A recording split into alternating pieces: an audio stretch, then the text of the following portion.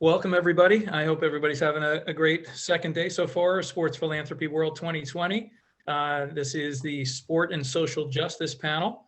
And my name is Howard Broadwin. I'm with a company called Sports and Social Change. We do cause marketing, corporate social responsibility, and social enterprise development in the sports industry. And I am very, very pleased to have a chance to speak with some amazing gentlemen today to share some thoughts on sport and social justice. So I'd like to allow them to do their own introductions today. So I'm going to go kind of across my screen in the way the Zoom lays out. So Reggie, you are on cue. Thanks, Howard. Reggie Smith. Currently, I am work for a fantastic telecom company called Primus. I'm also on the board of the NFL Players Association, one of the national board of directors for the former players. And that gives me an opportunity to stay involved in sports and also be around some of my favorite people are former athletes. So. Great. And you talk a little bit about your former playing days. Just give us the quick. Yeah, I played in Denver, Dallas, and Tampa. I also played in the USFL back in those days. I actually got drafted by both leagues, both the USFL and NFL. I played in the USFL for the Tampa Bay Bandits, and in the NFL, I was drafted by Denver as well. So when that league folded, I went to Denver, and from there, Dallas, and back to Tampa with the Buccaneers. Great. Thank you. Okay, Steve, you're up. Thank you, Howard. I'm Steve Rich, and I'm the CEO of an organization called the 100 Project that works with youth that are justice involved and high risk. Didn't make it as far as Reggie did, but I did play baseball in college and went from there into media and am a filmmaker as well. And so using the intersection of sport and justice to bring change. Great. Thanks, Steve. And Tarek. It's actually Tarek, but it's okay. It gets messed up all the time. Tarek Brock. I'm currently the first base coach with the Pittsburgh Pirates, where this year we've come up with Building Bridges and Breaking Barriers initiative that I've just taken the baton with and ran with it. Having two boys, one 18 and one 22-year-old son, drivers. Just wanted to get out and do what I can to just bridge the gap between, youth and law enforcement, and just help everyone just be able to get along and see each other for who we are, just human beings. My playing career spanned 13 years in the minor leagues, but also playing in the big leagues as well with the Chicago Cubs. I've also coached in the major leagues with San Diego, Houston, and also the Florida Marlins. Great. Thank you, guys. And for those in attendance, we're going to try to take some Q&A at the end. So if you have questions, put them in the chat, and I will do my best to kind of bounce between platforms and pick those up. And hopefully we'll have some time. I know we have a lot of stuff that this group wants to cover today. So I think one of the first things that we thought would be really good is just with the subject matter today to kind of share a quick definition of really like what is social justice. It's a term that we're probably hearing a lot in the media these days. And so one of the definitions that I found I thought was a pretty good summation was fair and just relations between the individual and society as measured by the distribution of wealth, opportunities for personal activity, and social privileges. So I'd love it if any of the panelists would like to kind of jump in and see how does that sit with you? Well, I'm glad you started off this way, Howard, because sometimes we get the wrong impression when the word social justice is someone says it. Immediately we go to it's about race when that's a part of it. But it's so inclusive. It's about everything and everybody, every creed, color, gender, no matter where you pray or who you love. It's about everyone. And that's one thing that we have to remember, that it's about moving our society to the best we can be. Yeah, I would agree. This is a great place to start. I think that social justice, the term, sometimes gets commandeered and sometimes gets attached to a particular issue or a particular political party or whatever. And really, I think, Howard, the idea of social justice really to me means everyone deserves equal opportunity in the political arena, in the social arena, in the economic arena. And so, I think that's what most people want, right? Most people that we've worked with don't want things given to them or handed to them.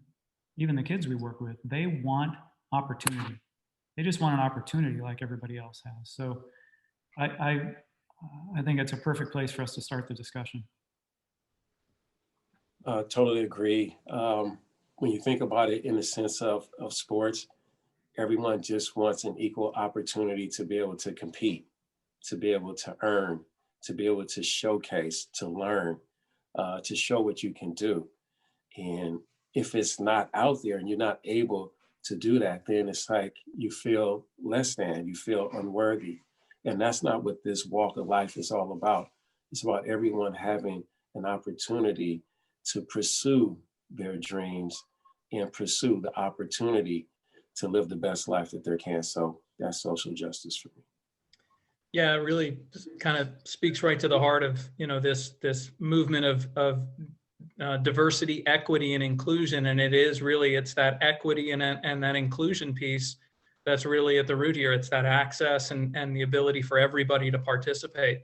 So I think thank you guys. I think that was a great way to start this. And, so now we're at a really, this year has been certainly an interesting time to look at this intersection of where we're at with race and justice in culture, and how sports really been kind of a focal point for a lot of that awareness. So kind of what's, really, it's really looking at, well, what is the opportunity that we kind of have in front of us? And I know even, we spoke as a group yesterday about kind of recognition, and how does that fit into the opportunity we have with sport in this conversation? Yeah, I'm happy to jump in on that. I think, we are at such a place of divide in our culture, obviously. I mean, it's in front of us every day. And sport, maybe more than anything else, has the opportunity to bridge that divide. There's such power in sport. And so, I can think of some of the stories and the people that we've worked with and the teams that have been successful. And they had to find a way. These two gentlemen here know this much better than I do, but because they've experienced it. But if they were going to be successful, they had to find a way to find unity on that field or on the court or in the locker room. No matter what color they were, no matter what their belief system was, they had to find that. And I think what a great model that is for our culture right now. We have people who disagree politically. We have people who disagree philosophically. We have people who disagree on major issues in our culture, but still we have to find a way to be able to come together and work together for the common good. I think sport has such a powerful tool to be able to lead the way in that. Well, I think that's great. And, just having 3 or 4 weeks ago, leaving a locker room setting in a season rather, sports is amazing, because the one thing that I found is every day when I walked in that clubhouse, we were all there for one common goal, which was one, to get better in our pursuits to working towards winning a championship. And it didn't matter what the guy next to me looked like or the guy in front of me looked like. It was just that you had an opportunity to do your job, work as hard as you can. And we got out and we performed. And also in that, it afforded us to have tough conversations with the climate of where our country was, and be able to have that in a setting that was safe and secure, to where I could share my thoughts, they could share their thoughts, other people could share their thoughts, and then we can just come together. And then we could take all of those, the information, interactions and take them back to our own individual spheres of influence to be able to actually continue to move things forward. And that's what sports provides, to where you get to see something deeper in an individual that you're competing with, or in against a team that you're competing against as well. And that's what makes it great, because you get to see the person, you know, the heart of the person, more than just the skin color or the shell of the person. Yeah, thanks, Tarek. And Reggie, does that kind of ring true? I would think with the many stops that you said you had along your career, you had the chance to kind of see a lot of that play out. Yeah, yeah, and when we use the word recognition, it's key, because it's the conversations that are starting all over the country, all over the world, excuse me, world really, that we're talking about it. Someone has said, I don't feel good about this, and someone is listening and says, okay, let's talk about it.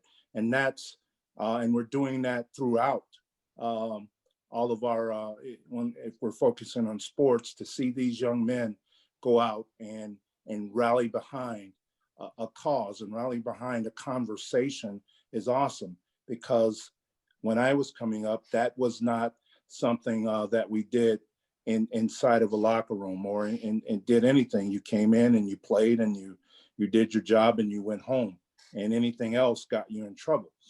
So to see these guys say that I have a platform and I'm going to use that platform to say, this is not right. Let's do better. Let's be better. For me, it's so encouraging, and it just reinforces my thought that we are okay with our young generation. So that's awesome. And I guess I want to kind of build off of that and ask, so it sounds like, you know, there've been some great moments, and we're at a really, you know, kind of a great point of this recognition and starting these conversations. So what have you seen that's been good? I think we've kind of touched a little bit on that, but where are we also in? What more can we do? Like where do we go to some degree kind of next, now that we've kind of started this recognition and these conversations?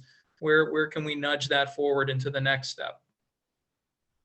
Well, what's good is the conversation, but the problem is huge when we talk about being inclusive. Equity, access, participation, human rights, and diversity. That's where we start.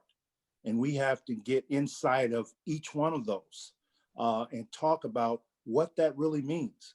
When you see someone and you may say, well, that person didn't work hard enough, but you're looking at through eyes that your opportunities were different.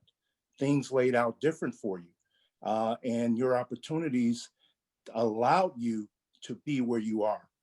And if you don't see the hurdles that the other person had to go through, you can assume that your past were the same and your opportunities were the same. And that's so far from the truth, because there are some situations, no matter how hard you work, the policies or it being institutionalized won't allow you to break down a certain door. So we need to talk about all of those things and get inside of them.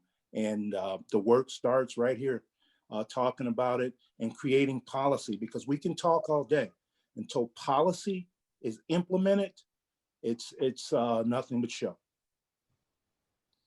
So I would say too, just to add to that, I believe that every individual is responsible for the information that they're given, to do something with it, right? When we hear something, when we learn something, when we find something out, when our eyes are open to something that we didn't know before, it's not just to make us feel good about the fact that we have this new knowledge, but we're accountable for what we know. We're accountable for what we learn. We have to do something with it. So like Reggie said, our next steps have to turn into, as a culture, have to turn into us taking what we know and what we've learned during this time and putting that into action. Now that can be as simple as, I had a friend who's a former major league player that I talked to the other day who said he's got He's African American. He's got white friends who played with him all through his career who have been calling him saying, man, I had no idea that you might have gone through this kind of stuff. What was it like for you?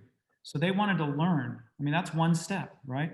It might be creating some sort of opportunity for unity around your neighborhood. It might be, I mean, there are multiple opportunities, but we have the opportunity to do something about pushing for policy change. We have the opportunity to be hands-on, help people, or be a part of the solution for people that are in need, that don't have the opportunity for good education or are in a food desert. You know, it's up to us, right? The government doesn't solve all of our problems. We have the opportunity. And so my hope is that what happens out of all that we have swirling around us right now and all that we're seeing and hearing is that there will be a ton of people around the country who will rise up and say, I want to do something about this. I not just want to make my voice heard, but I want to go do something to make a difference. That's what I hope. Wow. And I'll chime in here, which was at a piggyback off of both. But for me, it was like you said, it was having people that were willing to listen and to be open to hear experiences of others and share. And I had people that come up to me, was like, I didn't know it was like that as well. You know, can you share things that might have happened, your experiences? And I was able to share those. And in those moments was able to capture that individual to where they could say, okay, so what do we do moving forward? How did this help? And so that's where it became so where now we take it upon ourselves as individuals to take that next step forward. And for me, it was going out and speaking with youth in the Pittsburgh area and talking to them, asking them about their experiences, let them know that they're valuable, that they were heard, and being able to take those experiences and then take it to law enforcement and be able to sit down with them as well and talk to them and see their side of the stories so that I could be in the middle as best as I can to bring and be the bridge between the two to be able to start and then to go into those programs and then just talk and assist those young people as well.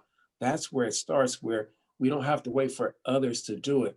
We can, in our own little, small little spaces, can start the ripple effect that can lead to great change as well. And then also having our kids understanding the power or the empowerment of voting, which now that gets them more active in their communities, which also now they can become activists and leaders for whatever cause that is near and dear to their hearts. And that's where we spark it, from the, the ground up and from the inside out. Yeah, if you don't mind, if I just touch on that, there's a great study that was done by a couple of social psychologists a few years ago. And what they did was they put an individual in a room and had them act as if they were having an epileptic seizure. And they put a group of people in the room next to them and wanted to study what their response would be. And what they found was when there was a large group of people, 4 to 10 people in the room next door, nobody responded, or rarely did they respond. Less than 30% of the time did somebody go next door to try and help. But when there were 1 or 2 people in that room next door, 80% of the time they went next door to help. They were so blown away, they repeated it by faking that there was a fire next door and doing the same experiment, and the results were the same. And so these 2 social psychologists labeled this the crowd syndrome.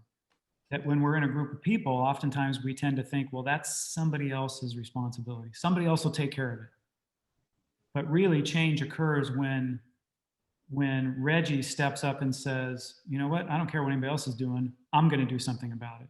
And then people follow Reggie, right? That's the way change typically occurs.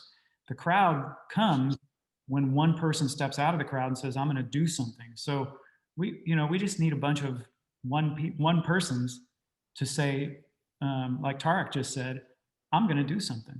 He's doing something, right? He himself is doing something, and people are going to follow what Tarek's doing. Yeah, it's that interesting intersection of kind of the one side of being seen and heard, which is the first step really to inclusion. If people are seen and heard, that then they start to feel included. And then the other side is it requires leadership, it requires somebody to take the lead and take that first step and allow people to see that it's, you know, that there's value in this person, and I see a wrong, and it's time for me to go right the wrong. So it's a really interesting intersection. And I think we've all seen and read about that there are a lot of really a huge amount of disparities that we see that are really, we as a society need to tackle.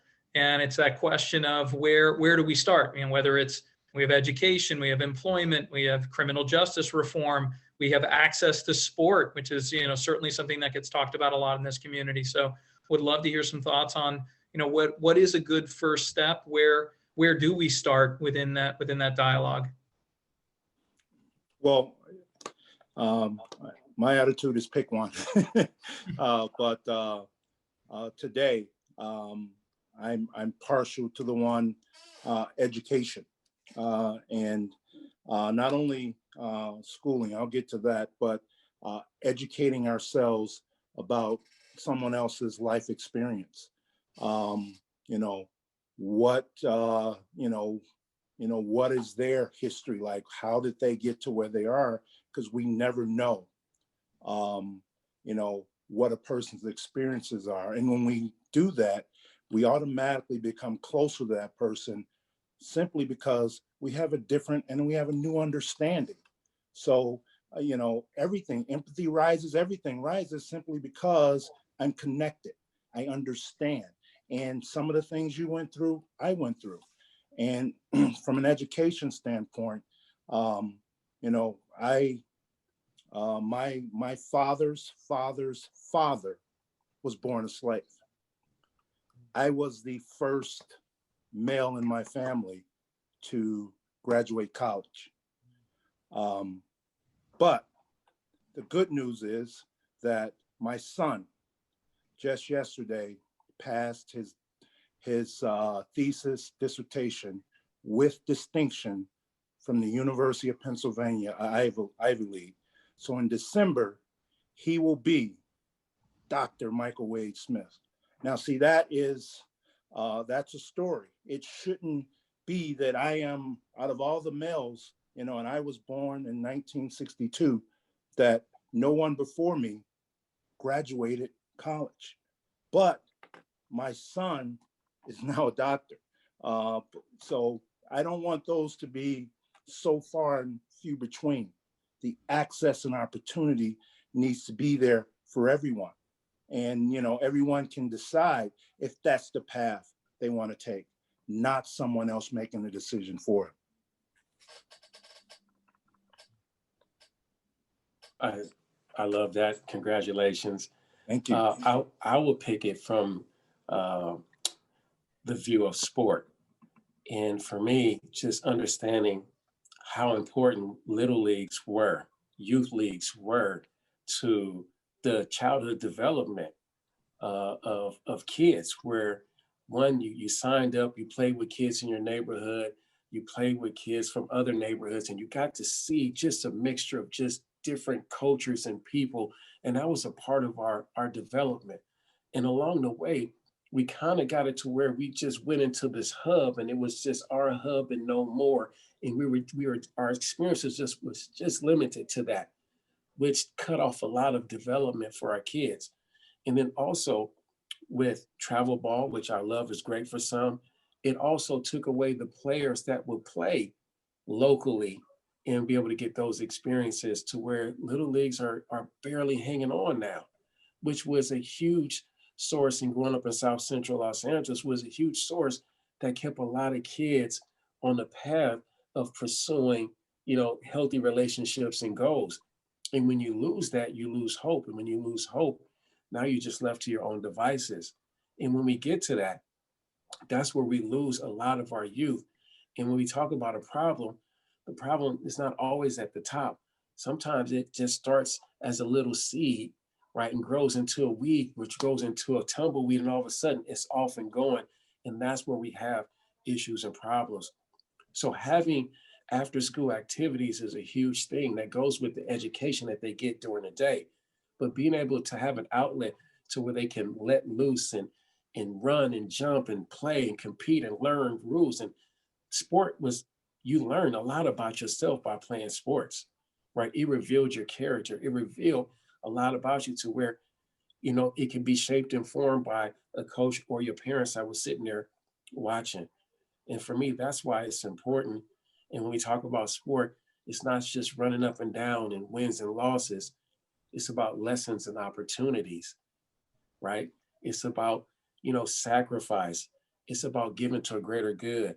It's about understanding that it's just not about you, that it's about us. And we get to use those words like us, we, instead of just me and I.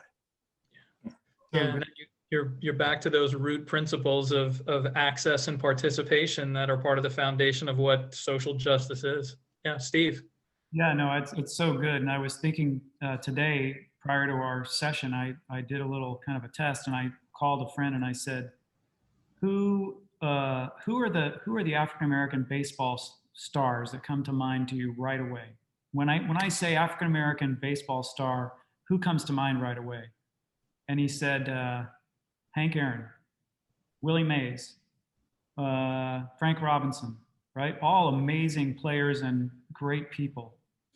The crazy thing was when I said to him, newer, Ken Griffey Jr., great, newer, he drew a blank, right? And so we've had this conversation that in the World Series this year, Mookie Betts is the only African-American player in the series, which is unbelievable that is true, right? So there has to be a way, because like Tarek said, the opportunity for baseball, for example, to be an option for kids in the inner city or in urban areas around the country to be able to play the game and to advance in the game and to get all that character building and that teamwork and all of that comes through that.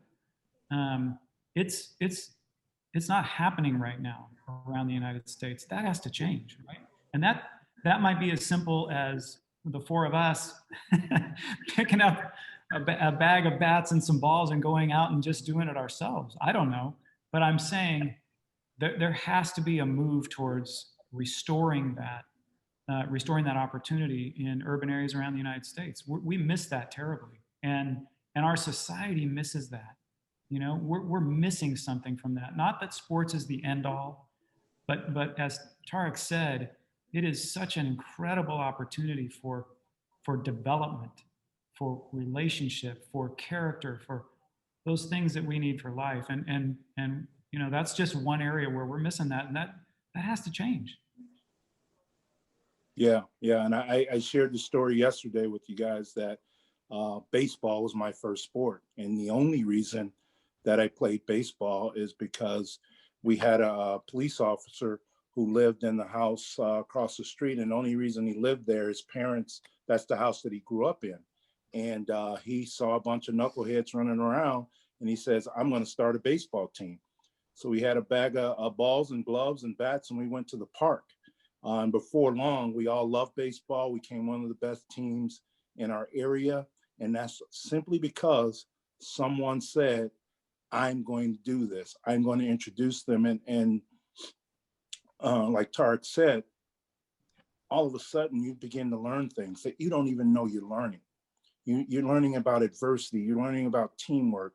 You're learning about how to grow, how to pick yourself up, how to strategize, how to win, how to lose. You don't know you're learning these things, but without that in those development years, someone taking an interest, and that's something, Steve, like you said earlier, that's something we can do. We don't need anybody to tell us that or give us a policy to do that. You grab a bat, you grab a ball, grab a kid, and let's go play. Yeah, Love that. So many of the kids that we work with that are in the juvenile justice system, Tarek, you mentioned after school opportunities. What they will point to is nothing to do after school. So it's in those hours in between school and like dinner, typically. If they're having dinner, if they get dinner, but where there's time that needs to be filled, that doesn't get filled, and it's, trouble's just kind of waiting right around the corner for anybody. So, that's an opportunity for us to make change with the population that we work with, where if there's more opportunity for them after school, the chances of engaging in criminogenic behavior are greatly reduced. I totally agree with that. And like everyone has said, Reggie said, like the best thing is, again, it was that one person. That one person starts the ripple effect. And it's just about whatever you're passionate about. You just see a bunch of kids, hey, come on. For me, it was just that one coach that just took that interest in me, that said, man, you could be pretty good at this. And I showed up to practice on time. So I learned the discipline of showing up on time. He said, be there at 3:30. I was there at 3:25. Like you start to learn small principles that were instilled to where to this day, it still is ingrained in me. And like it says, train a child when he was young, and when he's old, he won't depart from it. It's those small lessons that we take with us down the line. And that's where, when you do it from your heart, that's what is the impartation to the youth, and having something for them to do, something to channel that energy, something that they can learn from and draw from. That's what we need in this culture, because they are the future. And if we're not investing in the future in many different avenues and streams and helping them, we're in for trouble. But I believe in this next generation. I believe in the men that's here, because we all have a heart. And Tarek, you touched on something earlier that I want to kind of jump into, and that's the aspect of voting and civic engagement. And I think we're all seeing an effort this year coming out of professional sport like we've never seen, from an outward message of encouraging people to vote and be civically engaged. But I'm also curious, especially Tarek and Reggie, and you've spent time inside a locker room. Did you ever see an effort on the inside, or even Tarek, now that you're still on the inside of a locker room, around encouraging that aspect of civic engagement and voting, and both an internal and now this external message? Yeah, coming up, no, that was not something that I saw. In high school, our principal was running for Congress, and the football team had to work his campaign.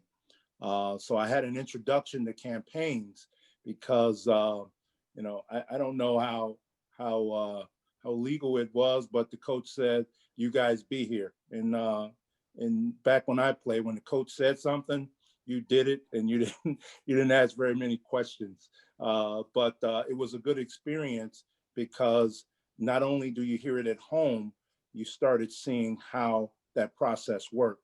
But anything past that, no, it was not something talked about.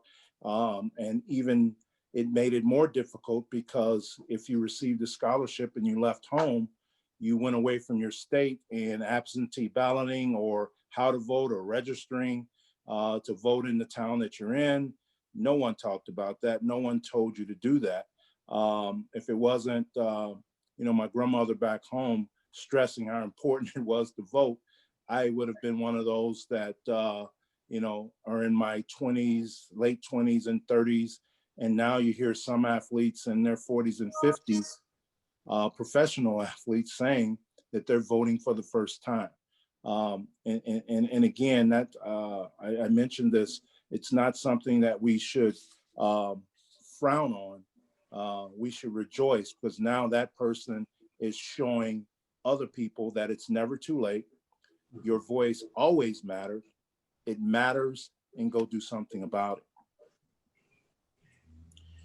Wow. So I'm going to say something. And speaking of a summertime sport, you weren't around in the clubhouse setting when it was time to vote, when election time was. So you went home, you went back to your own hub.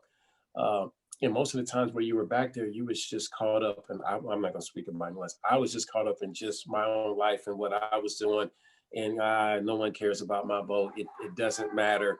And the biggest thing that was said to me is when I complained one time about something, I was told you have no right to complain because you didn't vote. That shut me up really quick. Where the climate is now in the clubhouse is guys are talking about things, but not necessarily politics. But you see guys talking about let's get out, let's vote, because now it seems like there are more things that are more near and dear to people's hearts that they want to, step out on and pursue. And so I think growing up, the only thing that I saw that was voting is when my parents would vote, is that I would just wear the little sticker and I moved on. Now that was a seed because eventually I ended up, starting to vote once I got older, which was the coolest thing ever. But if we can take this momentum now and be able to use our own platforms and our own social media platforms to use, influence our spheres of influence, now we can help younger people see voting completely different. And it's not about who you like, but it's also about the person that is pushing the agendas that are near and dear to your heart. And that's how we should pursue it. But in the clubhouse setting, yes, guys are definitely more aware and are more active. And I wouldn't be surprised here in the next couple of days or so, just see guys pushing for people to register and to vote. That's great. And the NFL has a huge campaign going on. You saw the PSAs. The NFLPA has one. Obviously, we all saw what the NBA did. So the leagues are behind it, and to me, that's one of the biggest surprises that it's so open, and I'm proud of it. And again, I'm proud of these young men for standing up, and they're creating the next generation to where it's not. This is the rule. It's not an exception.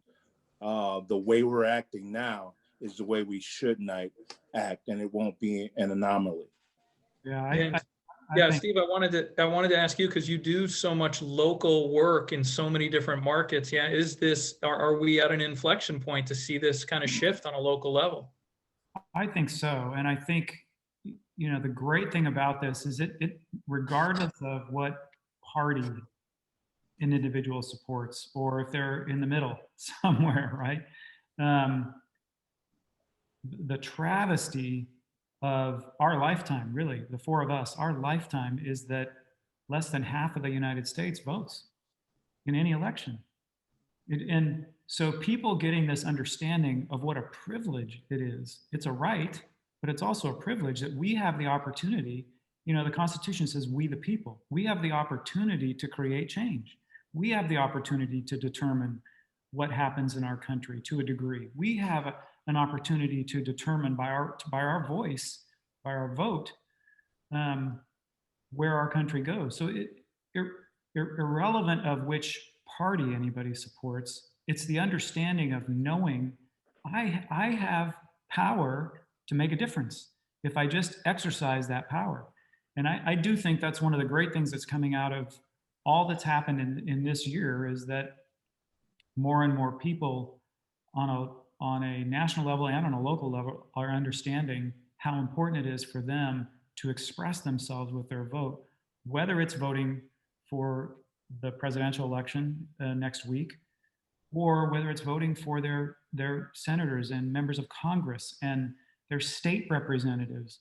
There's a greater awareness, I think, of how this works, and that I have the opportunity to be a part of it, and I should be a part of it. I mean, we've heard about all the numbers of people that have been voting early.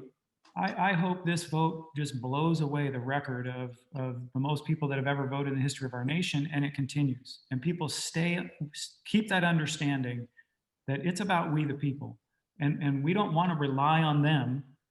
We want to be a part of where it goes, and we want to have a say, and we want to have influence. So I'm thrilled at what we're seeing that way. Yeah, and Reggie, you made the point early about education, and I know we've talked about criminal justice reform. Like, all of these start with elections. They start with who's in office and who's in power making those decisions. So the opportunity to have everybody get their voice heard if you don't agree with the criminal justice procedures in your community, then it's up to you to go vote, and it's up to you to go make those changes happen so that we can, we can live in a fair society. So it's an amazing effort to see, and it's been really exciting. I'm really curious to see what the numbers will be next week. Yeah. And we've talked now, we've laid out from the recognition of these issues and the conversation that can happen, and even just now the civic engagement side. So now we're at this kind of interesting juncture too of, we've seen how sport can be part of this voice around civic engagement, but I'd love to get the take on kind of the bigger picture, like really sport at the center of this conversation around social justice. What is really that next role? And even Steve, I think, you had posed the question, I think I saw in the chat, around the famous, just shut up and dribble. Like, have we finally reached that point where an athlete is not just seen as an athlete, that they're a public figure, they're a human being, they have a voice, they have an opinion? Are we finally transitioning away to where a comment like that is just ignorance, and it'll go away? I think that there is a large percentage of the population in the United States that goes to, those people that work hard every day and they're grinding it out, and they're wanting to make sure they have enough food on the table for their family, all of that, that when they turn on a game or they watch a movie, they want an escape. They want to be entertained. They want something that takes them away from their life. And so totally understand that. I totally understand that there are a lot of people that don't want our athletes or our entertainers to be polarizing political figures, let's say. I totally understand that. However, I believe that in today's culture, the athlete, even more than the entertainer, has an opportunity to lead the way. And whether that is, personally, I feel like it's more powerful when it's not partisan, either way. But when it's a call to go vote, when it is, you know what, I'm going to get involved and help this situation. I'm going to be a part of the of the justice reform. I'm going to be part of pulling people together. I'm going to be part of helping those kids or those adults that are in need. That leads the way in such a powerful way that people will follow. It's like what we talked about earlier, when somebody steps out of the crowd. When it's somebody that we recognize, it creates great inertia for people to follow. And we've been fortunate to have some professional athletes and former professional athletes that are working with us on this juvenile justice initiative. It creates such a following for people who say, I'm going to jump in too. I'd love to see more of that. I really would. I'd love to see more of that, because I think there are so many people that will follow. And I think, again, for me, I think that's where we create lasting change. Yeah, I agree. I remember, going through college and even high school, that, and especially professional ranks, you had to work really hard to get the point across that football or whatever sport you're in, that's what you did. That's not who you were. And for some, and the whole shut up and dribble, that's where that comes from. That's who you are. You are a football player. No, that's what I do. I'm also a man of the community. I'm also someone that cares about the youth of our community and where they're going. So if I have a platform, or if someone is listening to me because I'm doing a sport, now I have a responsibility and opportunity to take that ear and say, hey, look over here. This is something we can do together. And to see that beginning to happen, that athletes are beginning to break out of, this is what I do. Now see me for my whole person. See me for what I do on and off. I'm going to perform. We're going to have a blast. We're going to have fun at this game.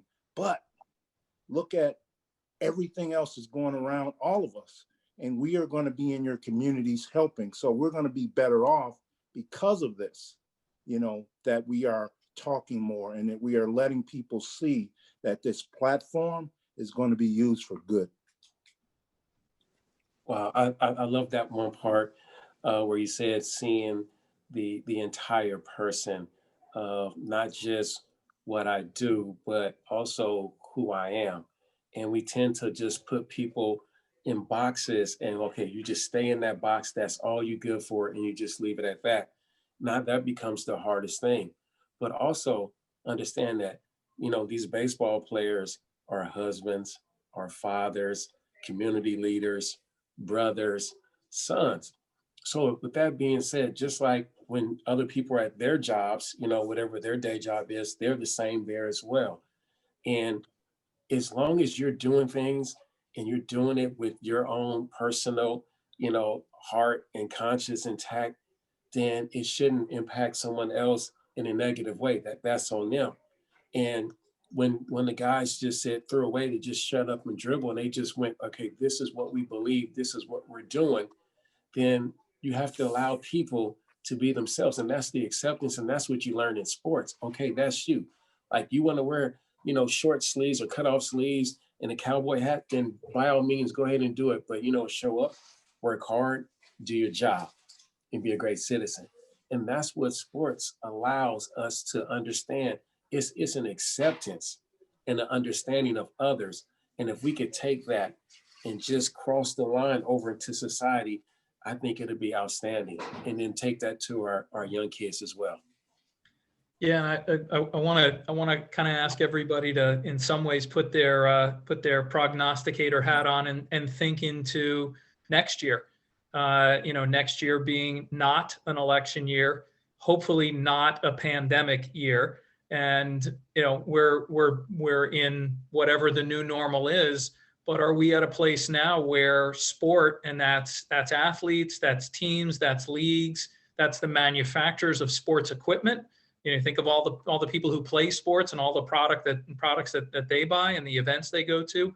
Are we at that place now where sport becomes this platform and has this ability to continue to be this focal point to make sure people are aware of all of these challenges and all of these issues? Or do we revert back to, well, it's a business and we have to just kind of keep an eye on the bottom line, and we're going to kind of revert back to just keeping quiet, and we're just going to, as a league or a team, shut up and dribble? Or have we passed that tipping point? Well, I think we've always had the power, the people. We've always had the power. We gave it away, and we allowed the powers to be to dictate this is how it's going to be.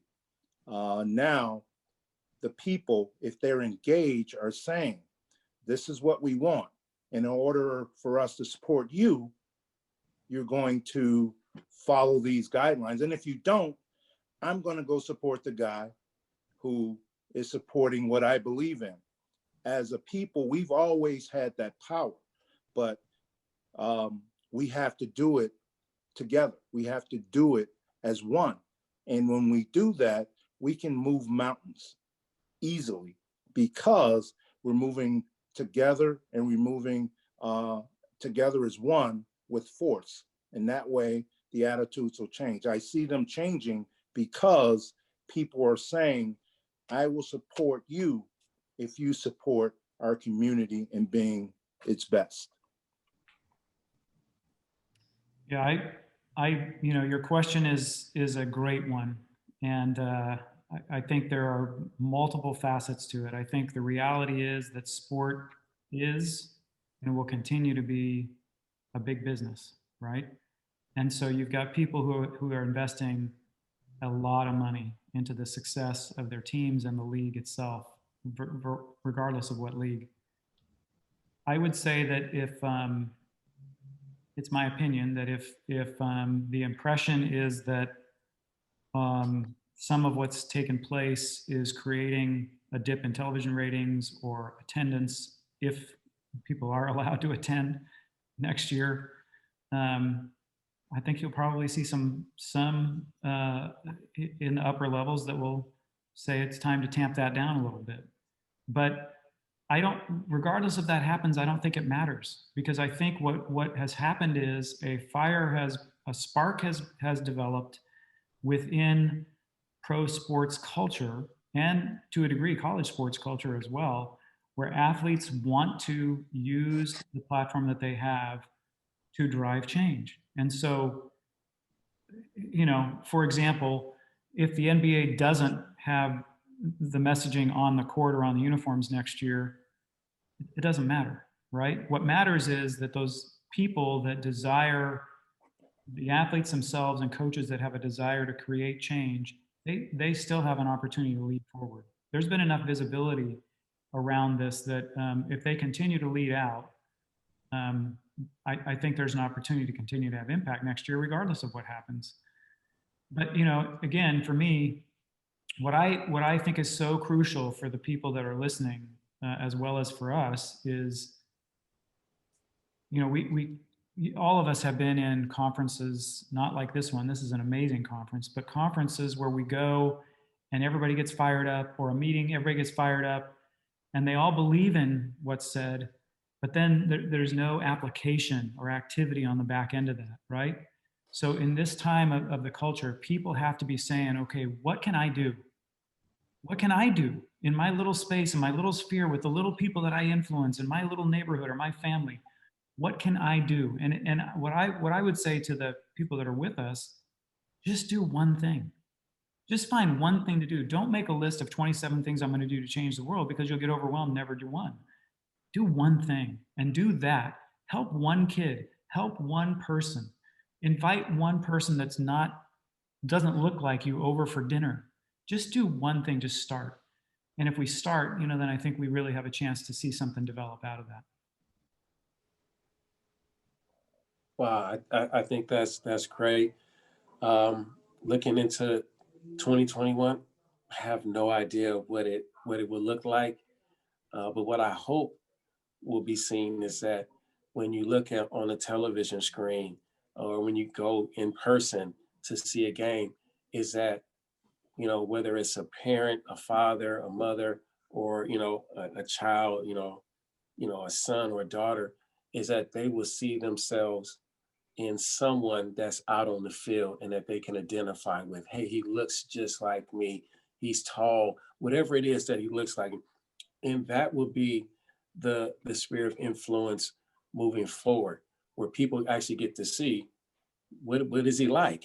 And that's what social media provides, where you get to see what that person is like. And then that's where you get to use your platform to speak upon, your cause, and be able to use it. And if your organization wants to get behind you and push that, then that's great as well. But it is a business, and you want to be able to entertain, but also get messaging across. And what happens in most leagues already have their messaging already set out for the year already. This year just happened to be so unique to where it's like, oh, wait a minute, it threw a wrench in everything. And so, the messaging changed. But then also players got to see that they had power where before they didn't, where you didn't know. And so you can't get mad at what you don't know, but you can be responsible for what you do know and you don't do anything about. And I think that's what the approach will be moving forward, where it breeds for just more continuous dialogue between the groups. And that's what we need in order to continue with change. Yeah, thank you, guys. I appreciate your willingness to dive into that. And I think, Steve, to your point, especially in this era, with the amount of tools and access we have, it is so easy to find that one thing. And for somebody to say, I don't know where to start, or I don't know what to do, that's somebody who's not committed and not willing, because it really is that easy to be able to find that one thing that's out there to do. And I'll share this, because I think part of me asking that question too is even asking myself that question. And for somebody I've been in the sports business for 30 years, and the last 10 of it directly in this world of kind of sport and nonprofit. And it's been interesting to see, early on, philanthropy, and I know that's kind of the name of this conference, but philanthropy to me is that it's the least amount of engagement, right? That is, we made a lot of money and we decided afterwards to give a little bit of it away. That's really what the philanthropic side is. But you start looking at these other ways of engagement from cause marketing, which is time bound, but at least now you've got an engagement between a brand and a nonprofit, and they're linked up. They're together for a period of time rather than just somebody writing a check. And then you get corporate social responsibility that looks a little more holistic, a little more like throughout the year, and how do we do things and how are we impacting our community. And then you get to, and this was a panel even earlier today that was talked about, of social enterprise. And that's part of my hope is, and I'm not saying that the leagues and the teams are moving into this, but to really look at this message of a social enterprise is, are you addressing social issues with business practices? You know, are you finding a way to make sure that there's revenue to sustain this impact, but you're having an impact directly on a specific issue within the community, so that there isn't this, well, we want to do all this good, but we didn't have a good year financially, so we can't give as much money. Well, that's philanthropy, and that's why the model doesn't work long term. But if you can look at these other ways of engaging, and I think this industry is as best suited for this as any, to find ways to develop these sustainable revenue models, these programs that exist, whether it's access to sport, whether it's addressing civic engagement, whether it's criminal justice reform, all these ways this industry can support this space. We can do that if we start to kind of step out of this method of just, well, we'll write a check to it. No, we need more. We need the dialogue. We need the engagement. We need the activation. We need to get people, you know, kind of give them those 1, 2, and 3 things to do. You know, there's no reason a league or a team or an athlete can't be the vehicle to deliver all of that. So I want to give, we've got a couple minutes, so I want to leave to the 3 of you, if you have some closing thoughts, anything that you want to add before we wrap up. Yeah, real quick. You know, as Steve said earlier, the paradigm has shifted. How we react going forward is going to be extremely important. And, you know, all I can think about, I have a friend that he ends all of his emails, or when you're talking to him, he says, give love away. And that's what we need to do. We need to listen. We need to make sure we have empathy, and we need to understand someone else's plight. If we do that, the paradigm shift will be one of ease for us and not of difficulty. That's brilliant. Okay, I'll keep mine really short and simple. Is no matter what we're going through, no matter the ups, the downs, the good, the bad, we all, as a collective unit and race, which is the human race, is we have to continue to work through it. Work through it all. Work through it by having conversations, being open, being quick to listen, slow to speak, and just continue to work through it all. And just set aside our histories, our programming, our thought processes to be willing to hear and see and accept someone else. So just continue to work through it. Steve, you're muted. Sorry, I just said that's really good. And I would say if people don't know where to start, to your point earlier, Howard, we'll take them. They can just go to oneheart.com and we'll find a spot for them. But I think what both Tarek and Reggie said is right on the nose. You know, anything in life that occurs doesn't occur because I've got power, doesn't occur truly because I've got money or influence. Really, I mean, it really comes down to relationship, right? Everything beneficial comes out of relationship. And so that means for us, we have to develop relationship. We have to step out of our places of fear or ignorance or discomfort. And we've got to be willing to have relationship. You know, we have to get involved in the lives of other people. We have to understand them, as we've talked about all throughout the session. And like Reggie said, have compassion for people that we are so quick to judge people, right? Well, he must be this way, she must be that way. But what do we know about what they've walked through? What do we know about the pain they've suffered? What do we know about their experiences. You know, we have to get to know people. We have to build relationship. The only way our culture is going to come together is not because I shout louder than you do, but it's I'm willing to enter into your life and build relationship with you. And I am completely convinced, I'm convicted that if we'll do that, we really can see this thing heal. But it won't happen unless we're willing to build relationship with one another. So build relationship. It's brilliant. Open hearts, open minds, open eyes, open ears, but it all leads to open hearts. So that's great. So I want to thank all of you for participating. It's been a real pleasure to have this conversation with you gentlemen. So thank you very much. Thanks to everybody who attended. And I think we're wrapped up. I think there's a couple more sessions today, so I encourage everybody to check it out. But thank you very much for attending, and we will hopefully see all of you again. Thanks for the opportunity. Thank you. Right. Thank you. Thank you for steering us through, Howard. Great job. Pleasure.